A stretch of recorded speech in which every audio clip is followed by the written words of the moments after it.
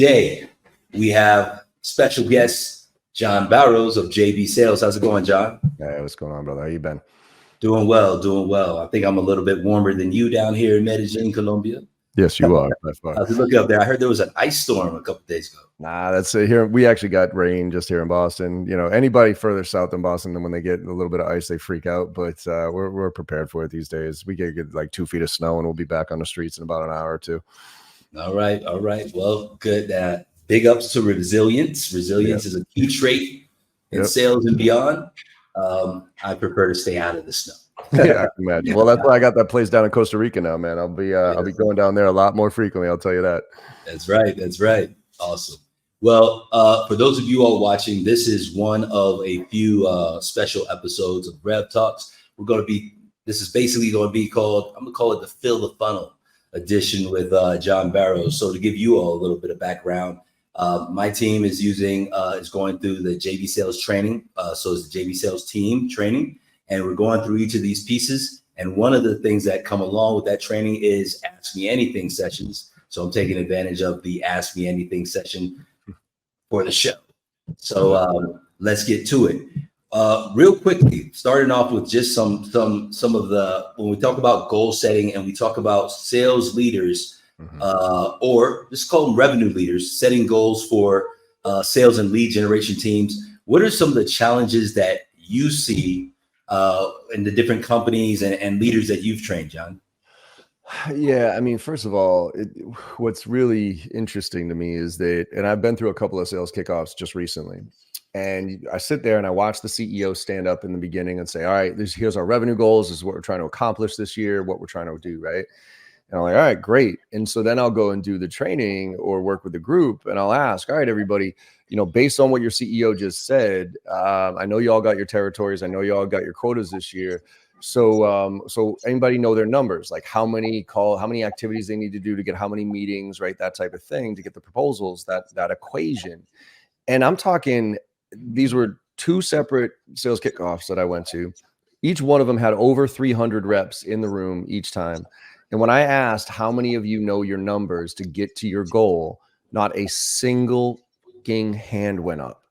And I was sitting there, I'm like, what? And these were senior reps, by the way, been in the game for a while. And I'm like, how are you just going to work harder this year? Because I know your quota didn't go down. I know you know what I mean? Like, I know it went up. It always goes up. That's the game of sales. So the fact that you don't know what you need to be doing on a daily, weekly, monthly, and annual basis to be able to hit that number that's in front of you scares me for you. Because it really does come down to an equation. It comes down to whatever, so that you can figure out what's working and what's not. So many of us do so much activity without learning anything from it, without understanding. We're just throwing more spaghetti up against the wall and hoping something sticks. And we don't even understand, like, let's back to the junior reps, right? Like the SDR, BDR role, right? Where I'm not saying they all have to be junior, but when you're first in, most reps say, oh, you got to make 50 dials a day, or companies tell reps, and the reps just make 50 dials a day. And what they don't understand is that's a macro, that the company took a macro number and said, okay, how many prospecting activities have we done in the past quarter? How many meetings did we get? How many proposals and how many closed deals? And so that's the base that they're using. But you better learn what your equation is, because that's the only way I think you're going to gain any sanity and be able to manage up. And let me explain. 50 dials a day, right? I'm going to complain about that all day long if I'm a rep, right? 50 dials, oh, this sucks, right? But if I use that as a baseline, as a manager, and this is for reps listening to this, you got to understand, as a manager, when you first start at a company, there's 2 things I got to figure out: quality or quantity. And effort or ability. Let's put them that way, right? Effort is quantity. Ability is quality.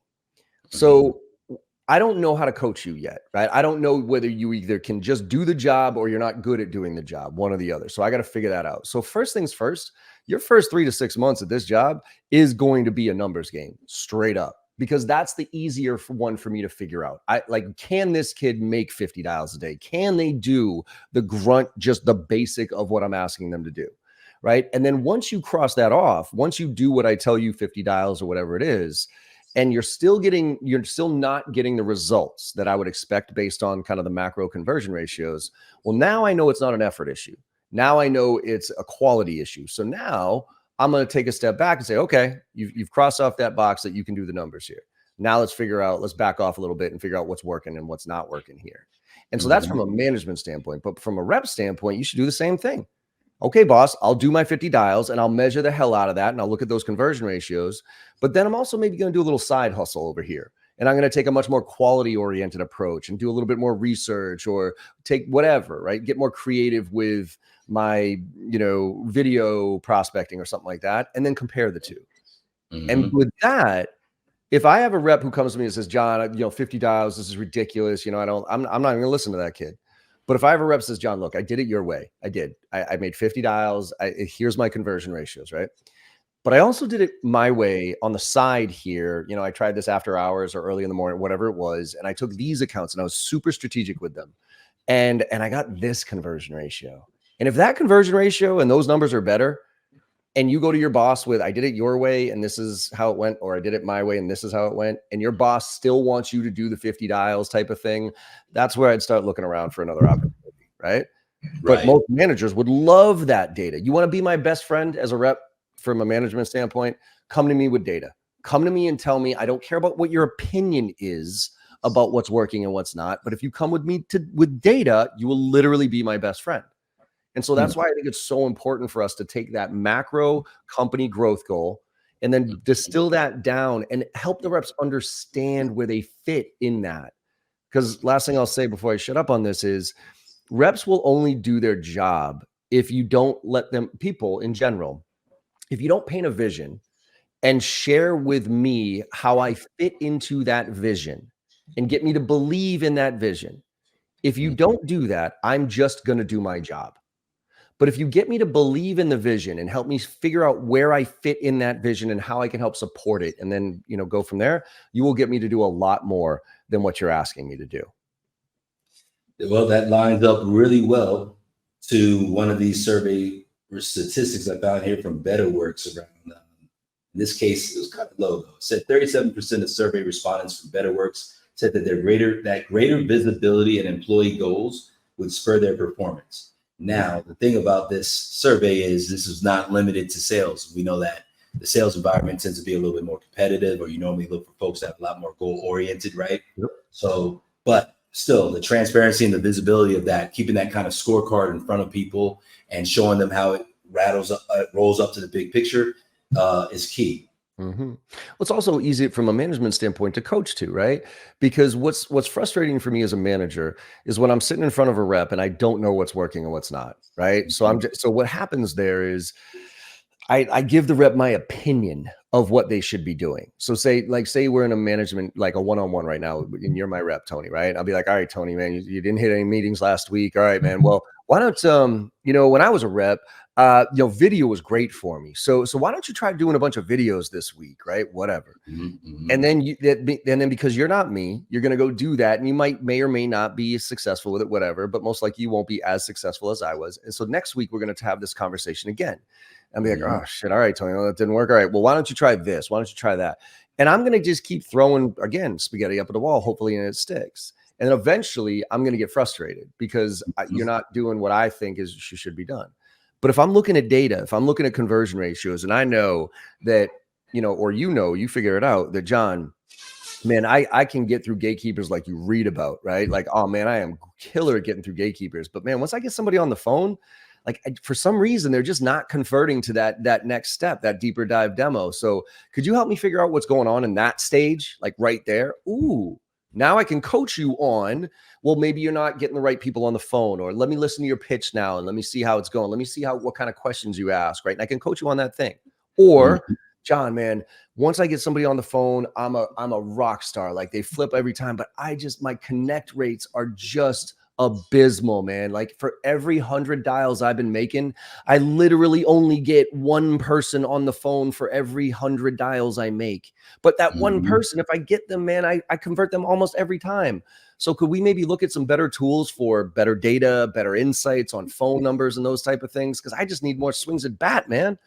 And like, Right. if you can hyper focus on the component of the sales process that the rep needs the most help in, now you Mhm. know how to coach more effectively. Now the rep gets more value out of that. Now you can be hyper focused on what you're recommending them do and test it. It just becomes so much more objective. And I think that's the big thing when it comes to goal setting and all this other stuff with sales is the more objectivity you can put into the process, the better off you're going to be. The more subjective, it's going to be hard. It's going to be 100%. hard. 100%. That means like it almost ends up lining up, I guess, to applying data effectively, because that objectivity as well has to do a little bit with your systems, Yep. your ability to track, the accuracy of that. I think one thing that throws folks off also, if I think about leadership and connecting it to what you're talking about coaching, is that the reps aren't doing good call notes if they're not using their CRM appropriately, right? You end up just guessing. It ends up super subjective, right? Yep. Yeah, that's the challenge. I mean, you know, garbage in, garbage out, right? As far as data is concerned and systems and platforms. Now, don't get me wrong. I think we've over-engineered the sales process, and I think there's too much technology in the sales process. However, I do think that AI is coming here to the rescue, quite frankly. Because where AI, I think, really works is, you know, it can now analyze, it can now record that call, it can now extract the data from that call and update the CRM with it, right?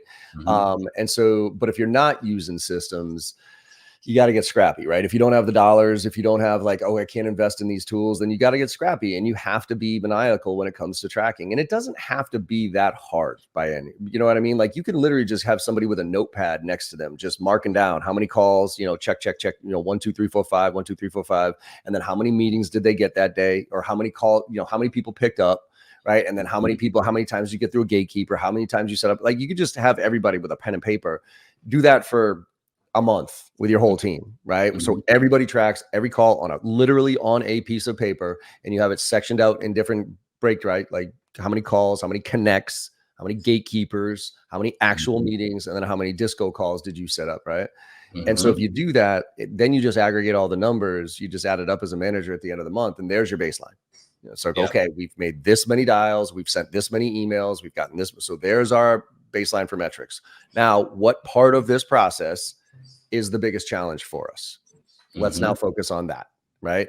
So you don't have to have all these tools. I actually would rather people not do it with tools and technology, and then go find a technology to, once they figure out their process, once they figure out what they really want to track, and be more strategic with it. Whereas I think a lot of people, they'll buy the technology and back into the metrics.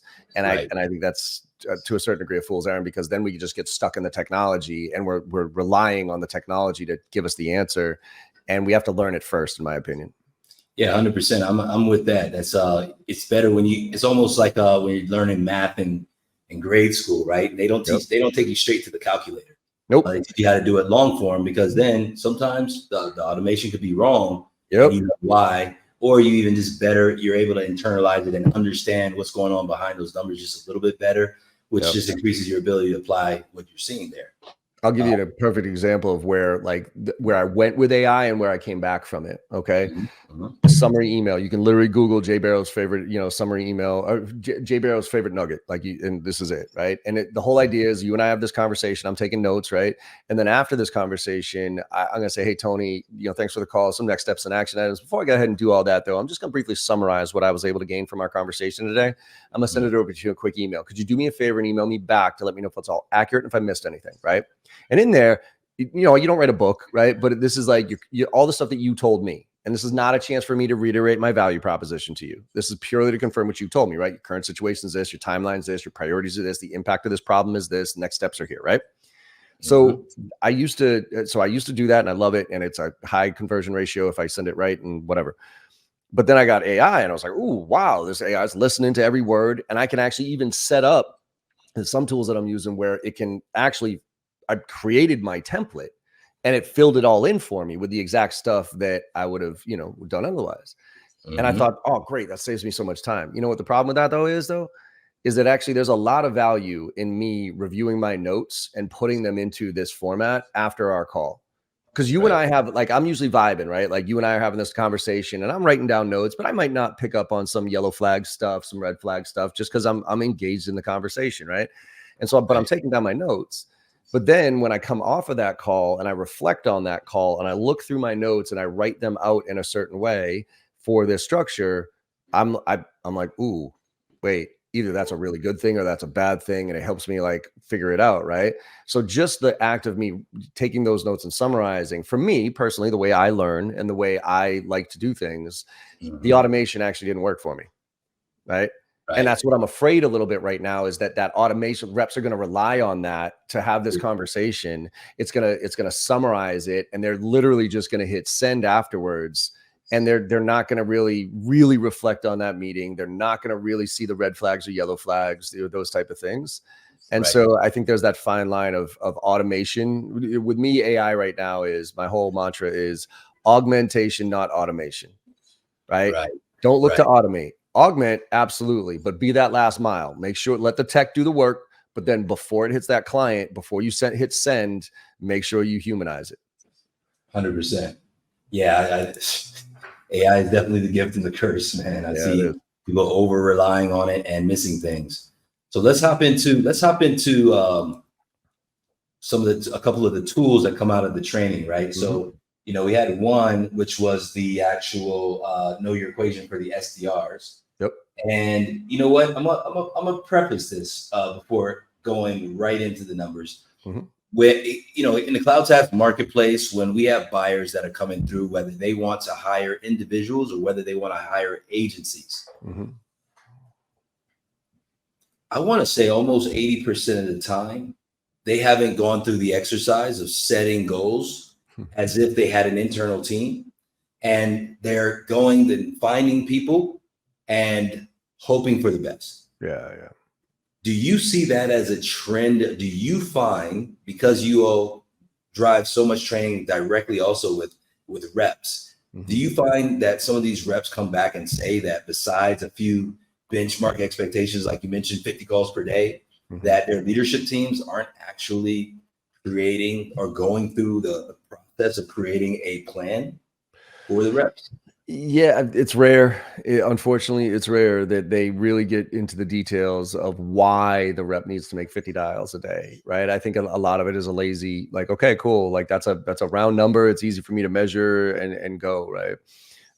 So yeah, I do see them not really thinking through it. Now, to me, this, we're looking at here is the SDR equation, like how many meetings do we need to get? But I actually think the most important metric for any business to find out, and it should be the easiest one to figure out, is literally how many meetings do you need on a monthly basis to be able to hit your monthly revenue target, right? So based on your average contract value, right? In this case, we got a quote of $1 million, ACV is 25,000. Okay, well then if you sent out 100 email, all these different things, but really more importantly, that section down there, if you had 10 qualification calls, like where somebody said yes, right? So row 18 right there. Mm-hmm. Like if somebody said, sure, let's have a conversation.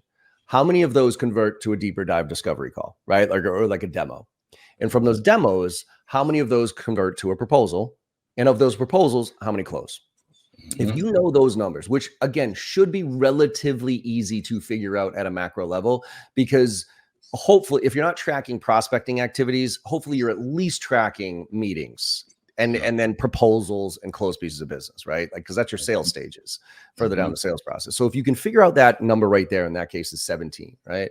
Now, you look at, okay, what are the channels, and I'm looking, this is from a small business perspective, right? If I'm a small business owner, this is what I look at is how many meetings do I need to get be able to hit my number? Okay, cool. Now I look at channels to say, what channels do I have to generate those meetings? Okay. Mm-hmm. So now it's, I have obviously partnerships, right? That's one channel. I have events like trade shows or networking events or something like that. That's another channel. I have SEO and inbound leads. That's another channel. And then I have outbound, and that's a channel.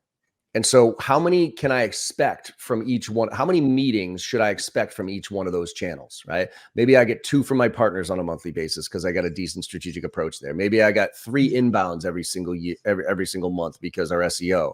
And maybe I get 5 by going to events and trade shows, right? So there's 10 meetings that I can generate right there, right? That I can do on my own. So that means I need 7 left in this scenario.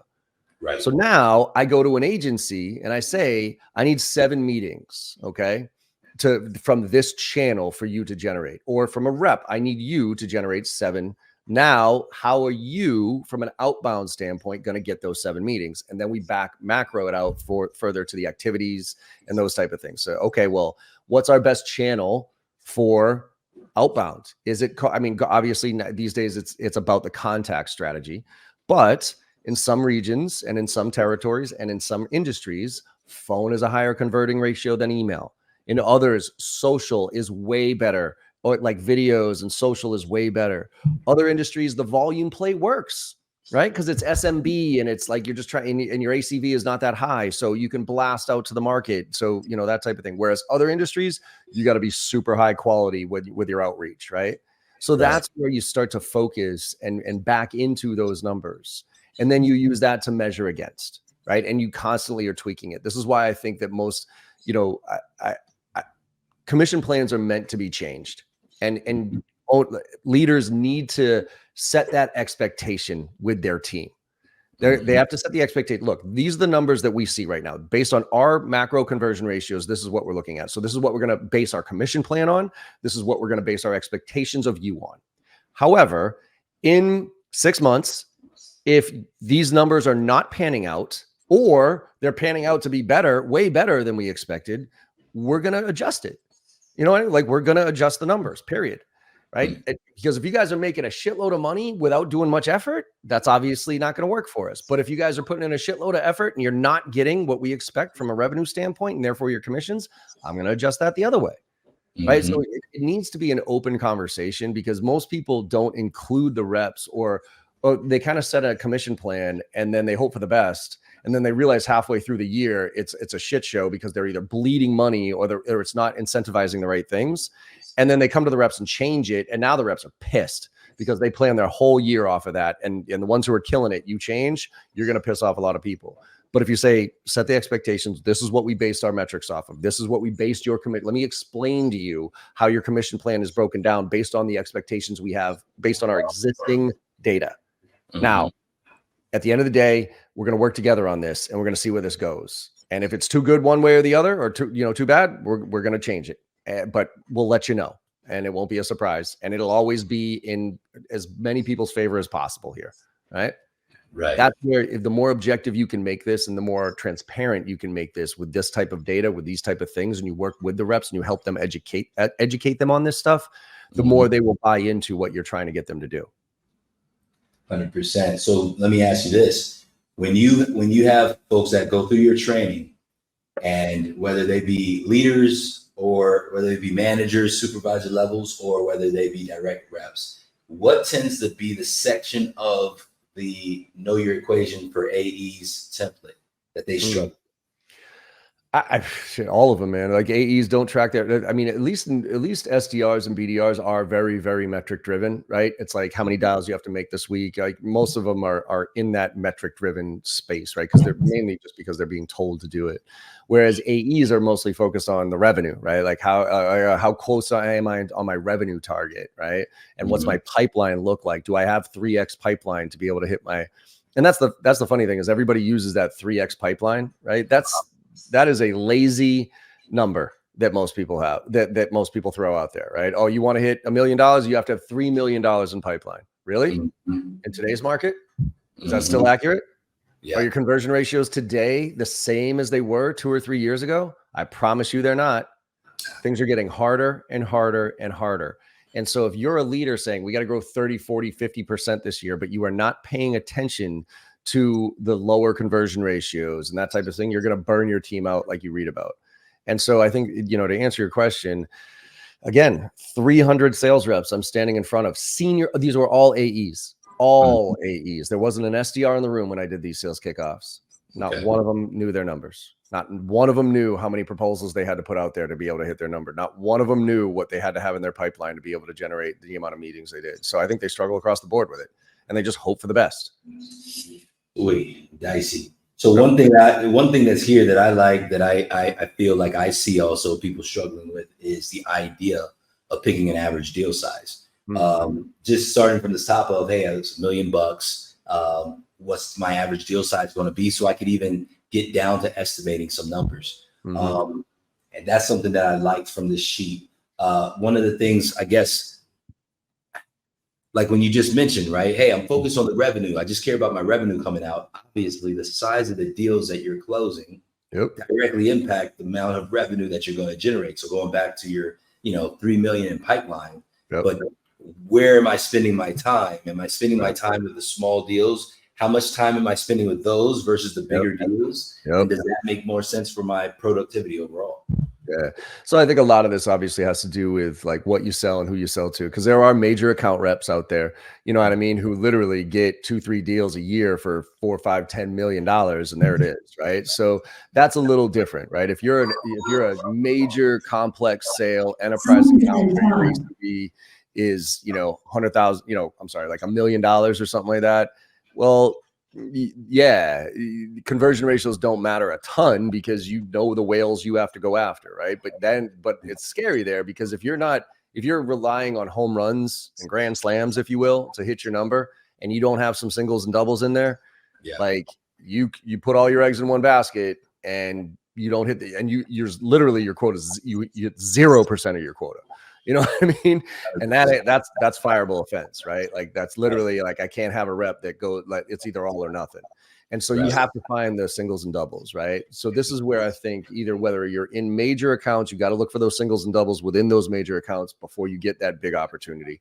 But also, if you have a segmented territory where you have some big fish that you could get big deals from, and then you have kind of the average deal, and then you have the small ones, right? Like that to me is when we go through the training after this part.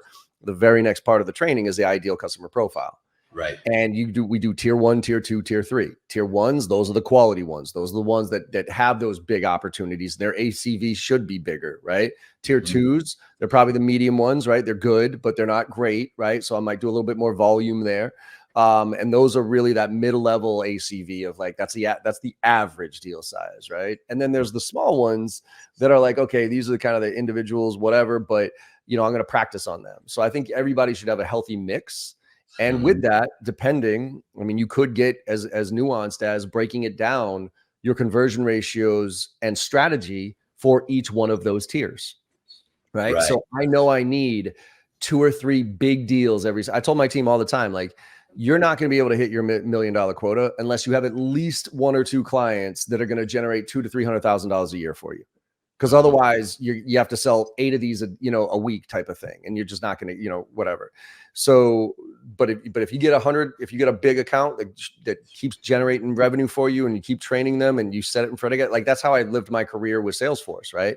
That's how I grew my entire business, because Salesforce was my biggest account. I put all my effort into them, and they generated for years $200,000-$300,000 a year. So I would wake up January 1st knowing that I got 200-300 G's in the bank guaranteed with Salesforce, right?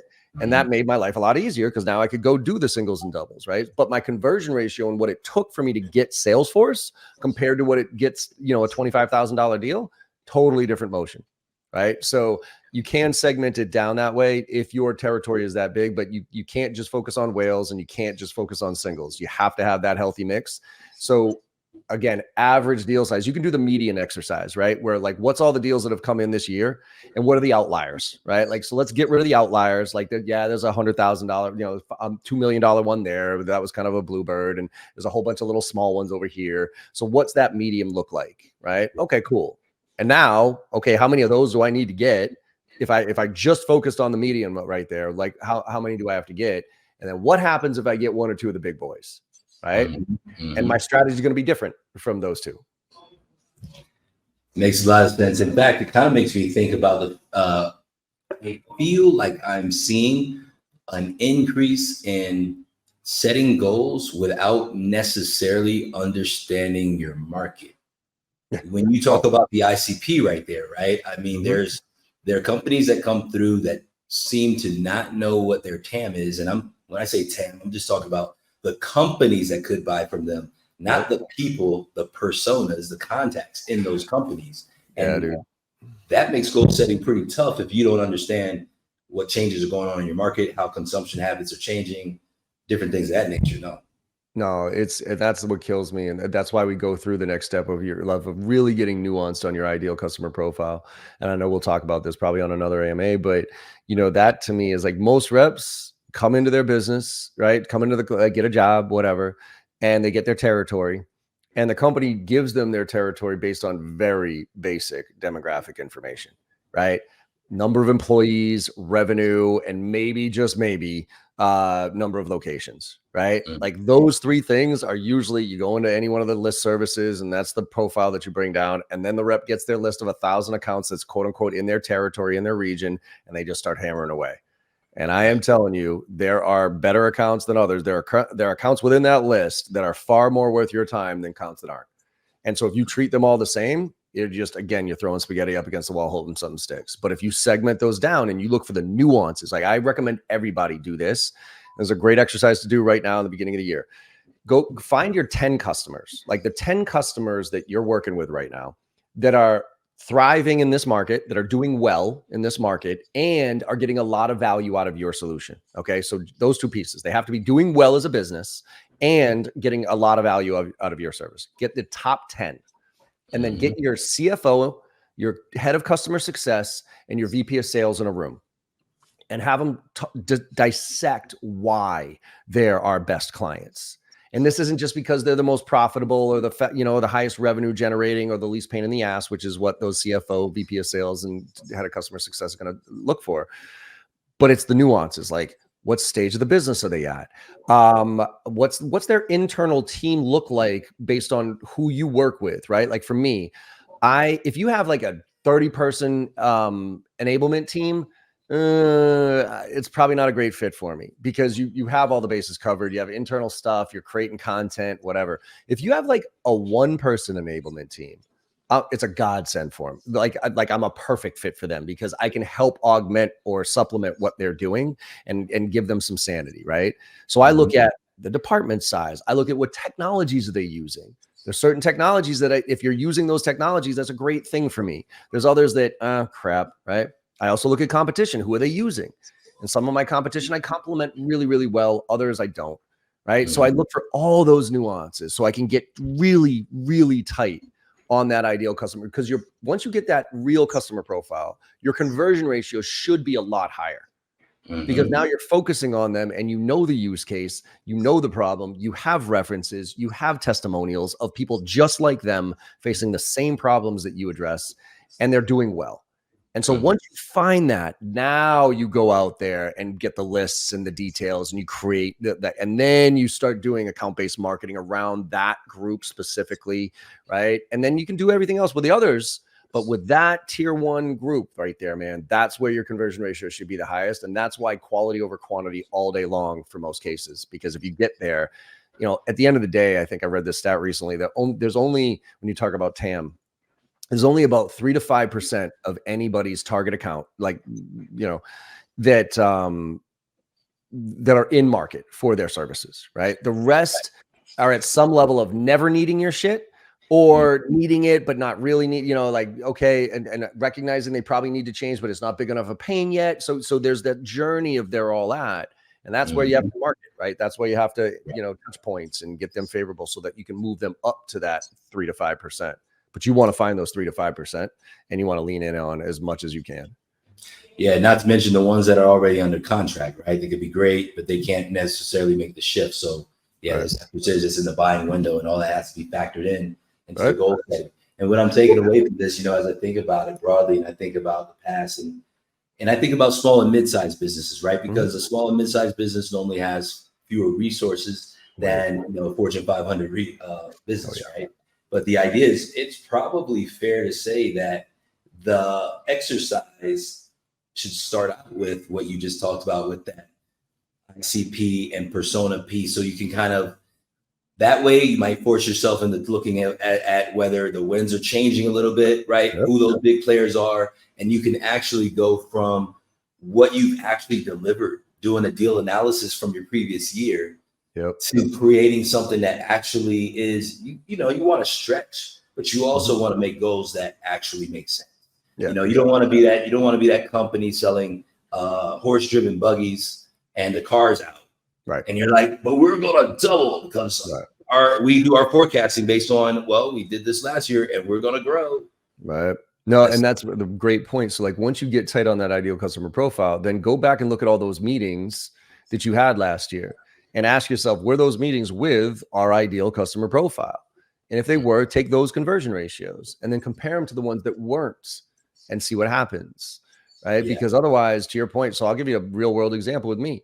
When like 95% of my clients are in the SaaS and the tech space, right? In Q1 of 2023, that shit fell apart. Like literally stopped on a dime, right? The SVB, when that hit, 90% of my customers had their money with SVB. So literally, I mean, I was down to zero, right? And so oh my God. And I had, and again, 95% are in SaaS. So I had a whole bunch of people come to me, be like, John, you got to get out of SaaS. You got to get out of SaaS. It's too volatile, that type of thing. And I'm like, I don't want to get out of SaaS. First of all, because most other industries are super boring to me. Second of all, I got my traction in this and I have a brand here. I don't in these other industries. So I'd have to be like building that up and my knowledge of those industries and everything else. So how can I stay in SaaS without getting crushed by the fact that SaaS is getting crushed right now? And so what I did was I started relooking at my ideal customer profile. And instead of looking at not just my ideal customer profile, I started looking at my ideal customer's profile, ideal's customer profile. So who do my clients sell to, right? And what I realized was after going through this analysis, and it was pretty obvious as soon as I started digging in, if you were SaaS selling to SaaS, so if the majority of the logos on your website were SaaS logos and you were a SaaS solution selling to SaaS, it was a fool's errand to try to go after you because you were getting crushed, right? But if you were a SaaS platform or a SaaS tech and you were selling outside of SaaS, so you were selling to retail, you were selling to finance, you were selling to any other industry that wasn't SaaS, you were actually doing pretty well. So I shifted my ICP or I added something out of all the other criteria that I look at to say, who do they sell to? And if the answer was SaaS, I said, take them off my damn list. But if the answer was anything other than, go after it. And I started to see some traction again, right? So where most people don't do that, most people don't re-examine how is our ideal customer profile evolving and why? And that should be a constant thing that marketing and the whole team looks at, right? Like, why are we having success in these areas? Right. Well, if we're having success in these areas, why don't we double down on those areas? Right. Versus continuing to bang our head up against the wall. Like when COVID hit, for instance, it made me cringe because pipelines emptied, so many companies doubled down on their prospecting activities and said more volume was the answer. And I'm like, good Lord, no. I'm like, that is like the exact opposite thing you should have done at that stand. Like you should have taken a real step back and been so nuanced with, oh my God, what is happening right now? Why isn't anybody picking up the phone? What's happening in this industry? Who's doing well? Who's positioned to do well? Like that's where SaaS, right? SaaS was okay up, it was great up. But then when SaaS hit, like when COVID hit, SaaS became like, no. Everybody should focus on selling to SaaS companies because they're on a rocket ship right now because everybody needs the remote shit, right? Right. So, but a lot of people, no, I'm just going to keep grinding and going after these other companies who are getting murdered right now. It's like, dude, what are you doing? You're going after restaurants still. Now, don't get me wrong. If your solution is just a restaurant solution, then you're screwed. But if you had a diverse portfolio and restaurants, when COVID hit, were on that portfolio, and you told your reps to double down their activity on restaurants, right? What kind of asshole are you? Like literally, you were doing the worst thing you could possibly do at that point. Yeah, and I think now that you mentioned that, and it's funny that we're on the goal setting sheet and veering into this kind of before knowing your numbers is even knowing your market, right? But one of the pieces in there that I feel like comes out of that, like that's almost algorithmic, if you will, is access, right? So I'm looking at my market and I'm looking at, even if there's whales and I've got some minnows out there, what's my level of access to these folks, my ability to reach them, right? And then their ability to pay at a level that, is aligned to where my goals are would probably be a couple of other elements, right? That would help to prioritize or at least make more realistic your projections. Yep. 100%, man. Like it's a constant evolution. That's why it's not a set it and forget it thing. It's a set it based on what we know, and then constantly, and then figure out the metrics you need to measure to be able to see how it compares. And then a constant re-examining at least once a quarter. You should be looking at your numbers and conversion ratios at a macro at least once a quarter. And if it's dipping in other areas, you need to find out why and you have to reset maybe your ICP, you have to reset who you're going after, right? Or you have to adjust your messaging. Right. Because again, let's one more example on this, right? A lot of companies will come to me and say, "Oh, John, we got a prospecting problem." It's like, "Oh, how do you like why?" Well, I've listened to some of my reps, like, my reps just don't have the skills, right? Their phone skills are terrible. I'm like, okay. Or their emails, they're just written horribly, right? So I need them to be trained. I'd be like, okay. How do you know it's the quality of the emails, the quality of the calls? Well, I've listened to a couple of them, man. Good Lord, they're terrible. I've read a few of these things, and good Lord, they're terrible. Okay.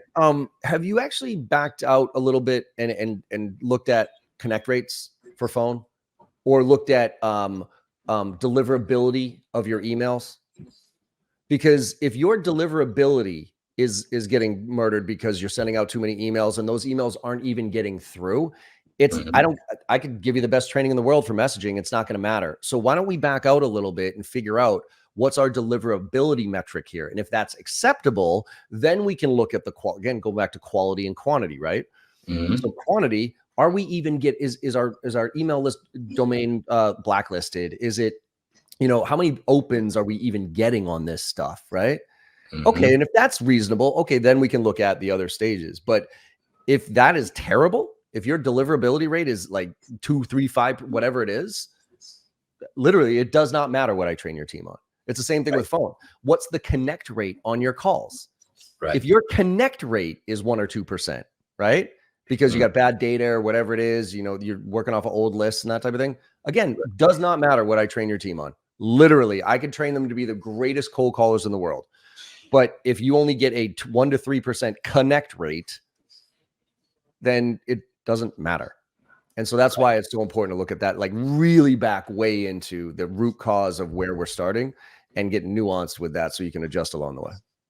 So on a quarterly basis, we're talking about there around when you set your goals and you're below your trend line, where to start trying to troubleshoot. And before jumping over to something like my message or even my targeting, you want to check the basics, which are going to be an email deliverability. Are the emails getting to where they're supposed to go?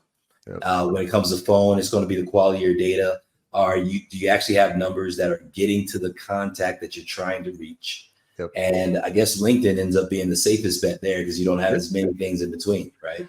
Well, yeah. And look, this is where, talking about outsource, right? Outsource SDR, outsource BDR solutions. I think the biggest value that they can bring is the data, because most of them are process oriented. Most of them have they have to run reports and produce back. So when you get involved with a client that's like, oh, I want to outsource my SDR, my lead gen function, right? You're going to ask them, what are your connect rates? What are your deliverability rates? What are these things? And they're most likely not going to have those answers for you. So the value, I think, yes, meetings, you get meetings for me, great. But so many people have misset expectations on, oh, well, because I'm going to give it to you guys are the experts and we're going to make it rain. It's like, no. This is not a set it and forget it scenario. We have to work together here. And the first thing that we got to work on is let's figure out what the metrics are here.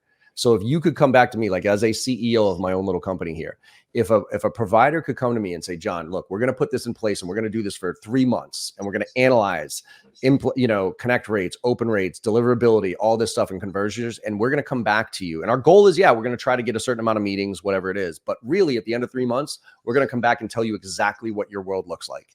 Right? Who resonates with your stuff, who your real ideal customer profile is, what the conversion ratios are on the different channels that we're using. If you could come back to that, is worth far more, in my opinion, than any 3, 4, 5 meetings you'll get me on a monthly basis. Yes, the data is hugely important. I mean, I do think that also comes back that sometimes that's not factored in. So if anyone out there is hiring an agency, or if you're an agency owner, definitely think about the insights and the data that's collected as part of the value that could be brought to the table. That's something that'll help you when you're thinking about your ROI, right? Absolutely. It's more than just, did I get some meetings and did I get some sales?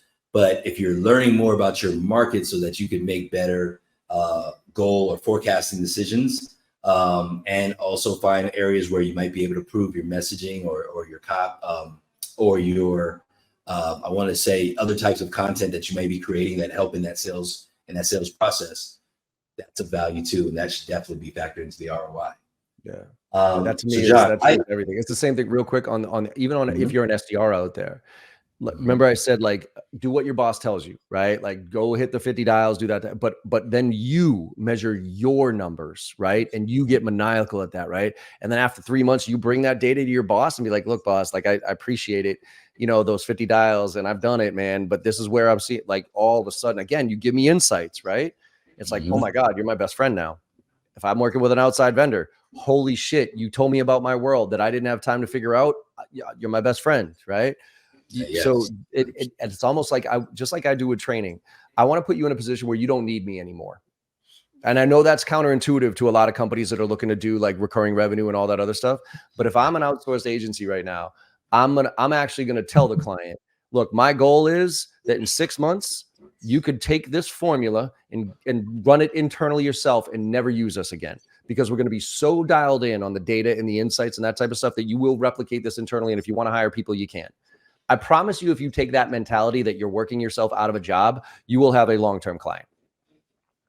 You will have I promise you. It's counterintuitive because you're like, I'm working myself out of a job, but it's just like if you ever want a promotion, you have to make sure that you find somebody that can take over your job, because you'll never get a promotion unless you develop somebody to take your job, right? It's the same thing with to me in outsourcing. The outsourced vendor that comes to me and says, John, my goal is the fact that you don't need me anymore after a certain period of time, because I'm going to be so dialed into your stuff that you can do this internally on your own. Shit, man. Like, first of all, immediate trust, immediate credibility. And at the end of those 6 months, man, do you really think I want to do this myself? Do you really think I want to hire? If you guys are killing it and you give me good insights here, do you really think I want to hire my own employees and manage them and all that other stuff? Do you want to, or do you think I'm just going to keep shoveling money at you? I'm going to keep shoveling money at you because you just proved it, and you told me that you didn't need this, and your goal was that I didn't need you, and I need you because I trust you. Right, 100%. So now getting down into here, here's what I did. So I went ahead and I think, unfortunately, when I looked through my emails, calls, and emails through my, across my team, my CRM, my HubSpot CRM, was not making it very easy for me to pinpoint what was what, because then we had the issue of 100 emails. Well, are those 100 unique emails, for example? So unique contacts, or just 100 emails sent, and how are they converting?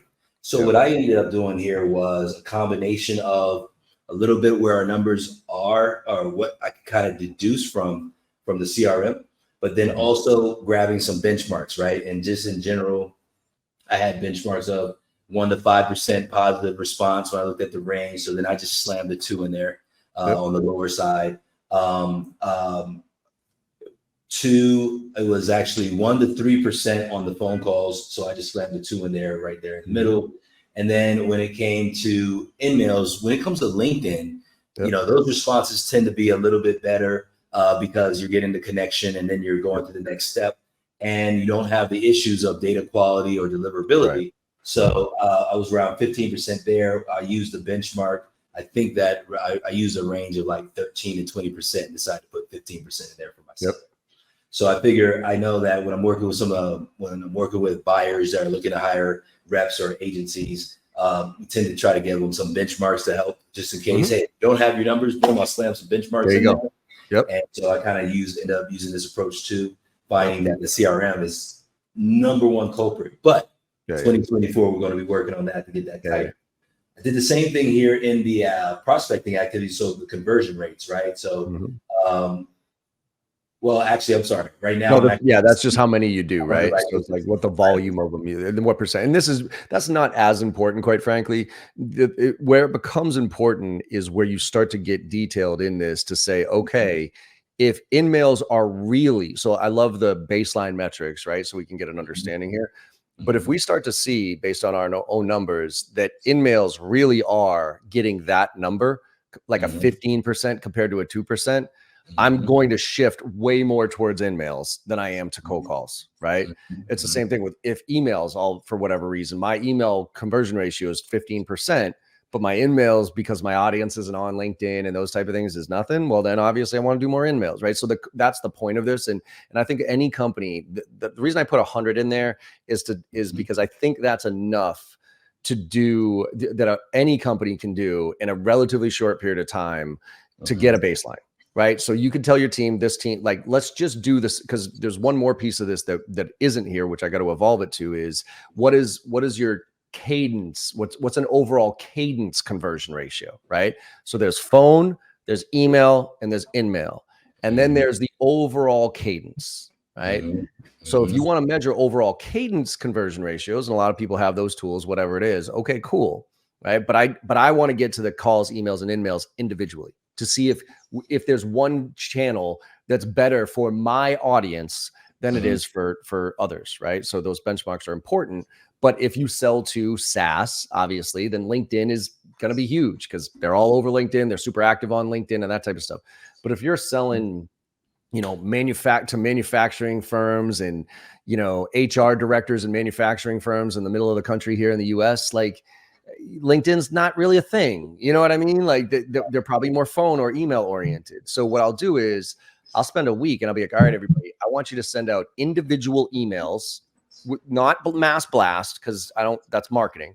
But I want everybody to just pick accounts, and I want you to send individual emails to all these accounts. And we just got to get 100 of them this week. So, and let me know how many meetings we get just from that singular email, right? Or responses even.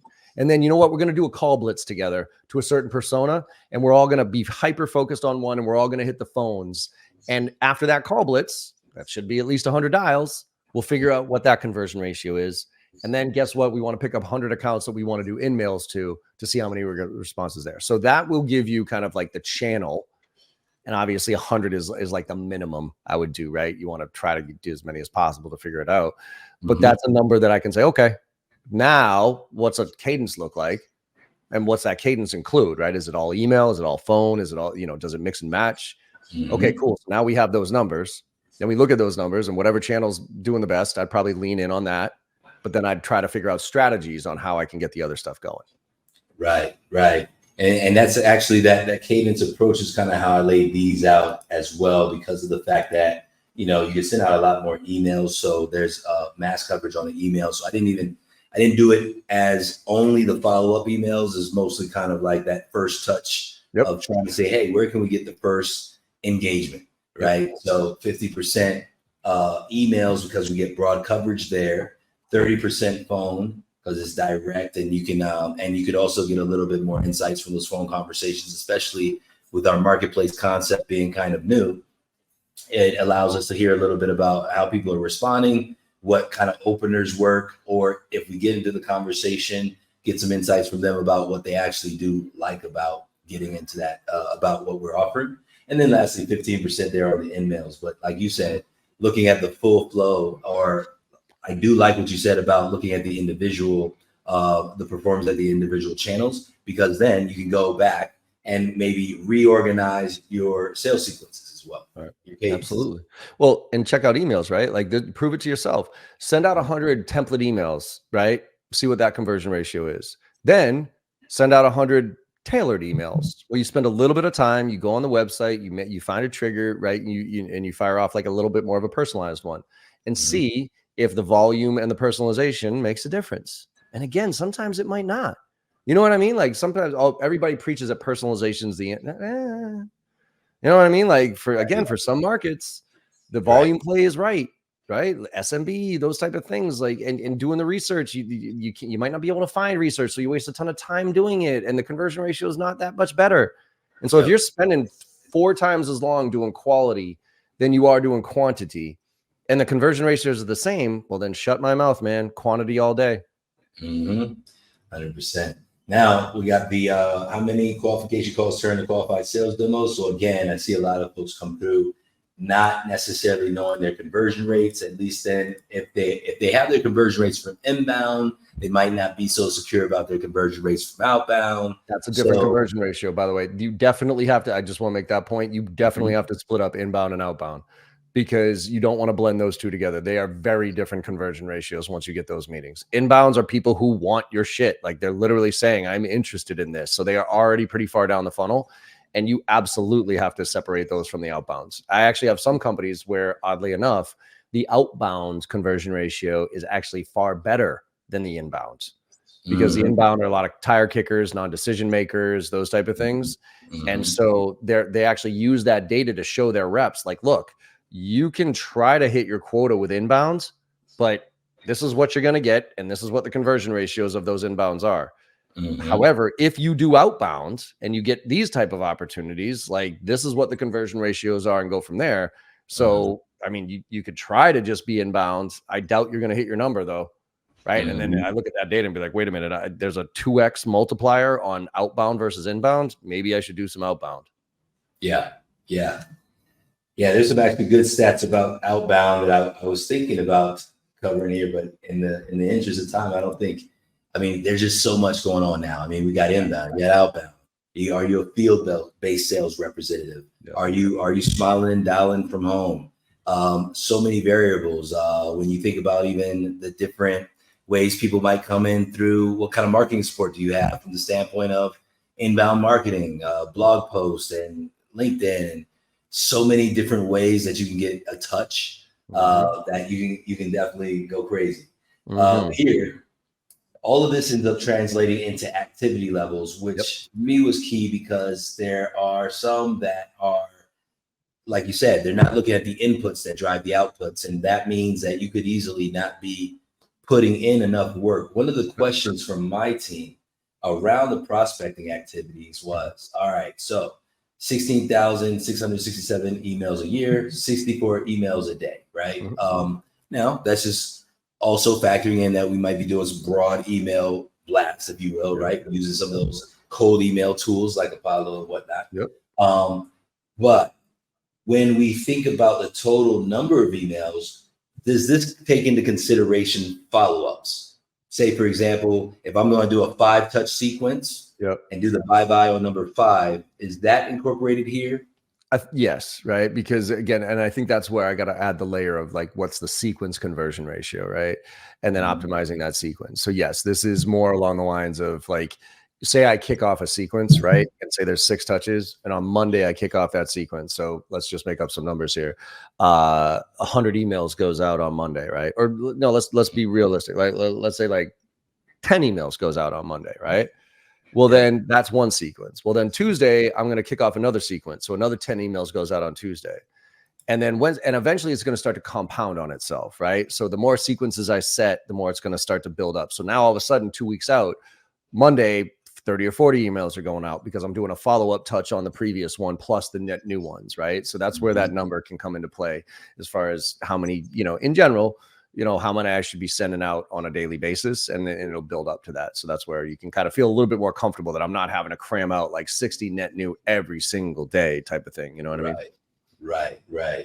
Good deal. And that's why, by the way, I think it's important to pay attention, because I did that early on. I built out sequences like way back in the day when I was Thrive Networks, small business, trying to figure this out. And I was like, oh, perfect, right? And I had all these sequences going, but then I forgot about the rule of compounded interest. And I started kicking off sequences in the first like 2, 3, 4 weeks. I was like, this is killer. And then all of a sudden, my activities were like, I had 700 past due activities because they had just started building up on it. You know what I mean? Like, because all of a sudden I had to send out 30 more emails on top of the 30 emails. And then step 6 of the sequence, it was step 1 of another sequence. And so I was like, oh my God. And my activity list just like literally just got so out of control, I couldn't handle it. So you have to be a little bit more strategic with that, or else it gets out of control. Yeah. And one of the things I was thinking about that could be helpful here is a piece around contact records, right? Because now when you combine the sequences, so you have a 5-touch email sequence, maybe you're going to do, I don't know, call it 5 phone calls and probably max 3 in-mails or something of that nature. Then all of a sudden now that could help with that compounding interest effect, right? Because now you're like, all right, these are the activities that I need relative to a contact. How many times am I going to reach out to that contact before that I take them off my list? Or I'm sorry, many times am I going to reach out to that contact per month? And that's assuming that they don't say, take me off your list, or that they don't convert, right? And then that might be a 12-touch sequence every month. And now you're kind of getting a better vibe on what your levels need to be as well, right? For those activities. Absolutely. So they've got so qualified demos, proposals, closed business. Again, for some, I use benchmarks here I use benchmarks for clients, and I use benchmarks now because once again, our data wasn't as clean as I would have liked for me to feel confident grabbing one. So I grabbed what I saw in the data and lined it up to kind of a benchmark. So we are trying to get out of the qualifying calls, we hope for at least 30% of those to turn into actual meetings or to be qualified, right? They could actually pay, they're who we're trying to go after, and there's someone that could have success with our model. And then moving through to meetings and demos, there obviously a bit of a higher conversion rate, because if we qualified well, then we should be seeing those go through that next stage. And then for the deals won, 40% of the demos are proposals. In that way, it could look a little tight, but in that way, we're trying to make sure that if we're not on track there, maybe we need to adjust our target. Yep. All right, and that takes us through the sheet. So I imagine for those that are out there that would be using the sheet, we'll be able to have a download available so folks can kind of play around with this sheet as well. Main things would be conversion rates, getting locked in, and like John mentioned, maybe reviewing with your team or doing an exercise with your team for a period of time to try to find your baselines on how people are responding to emails, phone calls, and in-mails if you're using them. And then also taking a look at, by either doing deal analysis of your previous year on how people are converting through your pipeline of qualified meetings, proposals, and close one. Or if you need to do the exercise again, perhaps you could use that approach that John mentioned, which is the back of the napkin. Hey, have the team track for a period of 90 days, call it, and then try to use that to forecast forward from there. And I think the last takeaway I got there from John was to review your goals on a quarterly basis minimum, so that you can see if you're trending above or below them, and don't be afraid to make adjustments as needed. Just make sure you set that expectation with your team, right? Don't, you know what I mean? Like you cannot change a commission plan. Well, you can, you're an ass, but you got to set the expectation with your team that this is a moving target here. We're going to try to be fair for everybody, on either way. And this is how we're going to run it. Right. And the only time we'll make changes is when the data tells us that we need to make changes. And you have to be, as a leader, you have to be just as willing to make changes on the positive as you are on the negative. So for instance, if you put together a commission plan and your reps are killing it, but it's putting you at risk as a business because you're giving away too much money effectively, shame on you for putting that commission plan together. But you do need to make sure that you're not burying your business, and you have a conversation with your team. Like, guys, I'm sorry. We have to adjust this because we've gotten a little over our skis. We're paying too much out for the activity in. But on the flip side, you have to be, that's what actually mostly happens, quite frankly, unfortunately, is we put together a commission and it's too good. And so I now take it away, and you piss her off reps.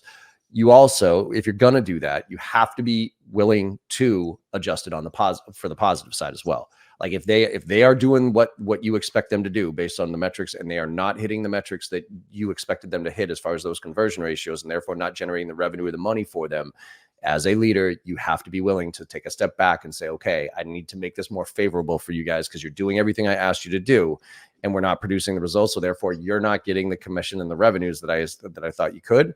We got to re-examine this on the positive side as well. Well, thanks for that, John. I hope, thanks for joining us for this episode. It's Fill the Funnel with John Barrows, right? Thanks for your time, John. And for those of you all watching, thanks for watching.